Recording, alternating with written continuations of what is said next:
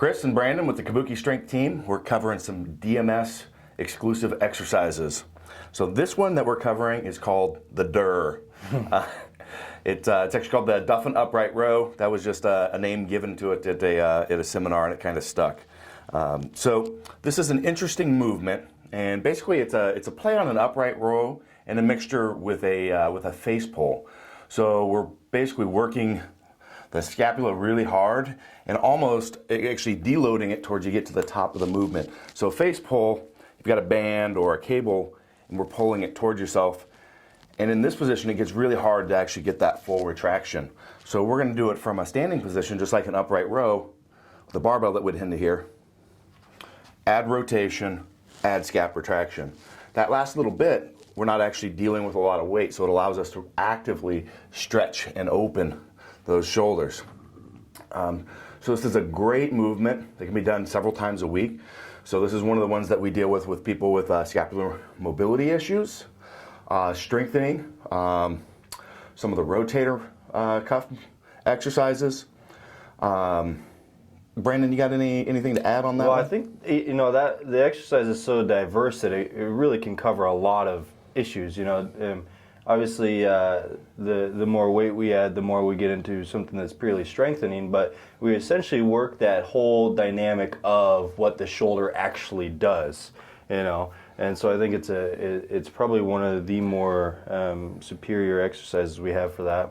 Yep. And there's a lot of, if you just watch Brandon move here, there's a lot of carryover to other sports as well, particularly like the Olympic lifting, where you're drawing with those elbows, boom, right? And so my friend Nick Horton, who's an Olympic lifting coach, actually loves this movement, is a coaching and cueing mechanism because we've covered it in some of our combo seminars.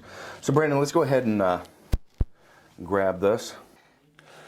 So we're gonna grab it with the strap, the bottom of the strap coming through the bottom of the hand and then out the top of the hand. Boom, just like this.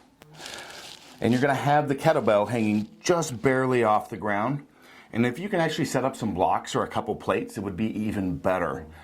Because what's gonna happen is as you get up into this position, you want that bell to be traveling close and resting on your chest towards the top. And you don't wanna smack yourself in the face or between the legs. So the longer that you can make those handles, the better. A lot of people also have the tendency as they come down to stop in here. We want to get full release at the bottom, then re-engage. And we're pulling up at the elbows. So we draw up till we're in this position, then we rotate, then we retract. So Brandon, you want to demonstrate that? And back down.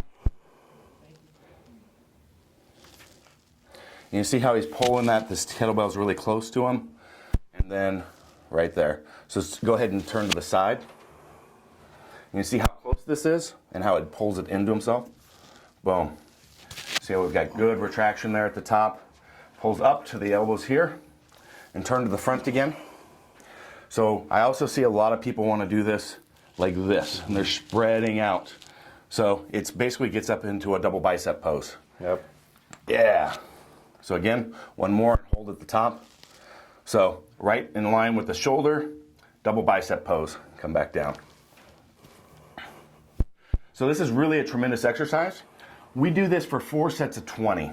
And you want a weight that's gonna be pretty light to start with, right Brandon? Yeah, it doesn't have to be heavy at all. No, and you'll find out around like rep 12 to 16, all of a sudden, it'll start burning. You'll get that fire in your upper back and you'll realize the value of this movement.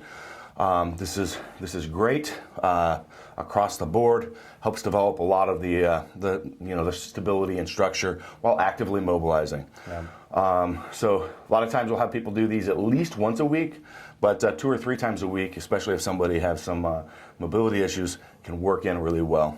You have any other input on the programming? Not in terms of actually programming it. One thought that comes to mind is this would go awesome in terms of a warm-up along with the shoulder rock. Yes. They're very similar movements, but also just a little bit different. Yep. But they still both work the shoulder in that entire complex. This is a great point. Now, if you do it as a warm-up, you want to have a really light weight.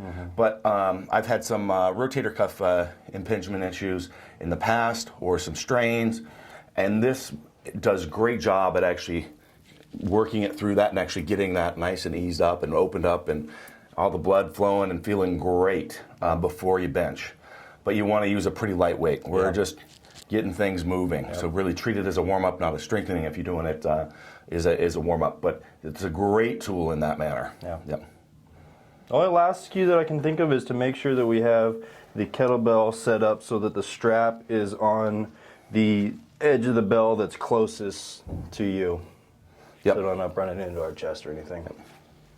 So again, really, you can do it on the floor. You want to have it as close to the floor without hitting the floor as possible at full relaxation. If you can get up on a couple-inch blocks, that is really primo, but isn't necessarily required. So, all right.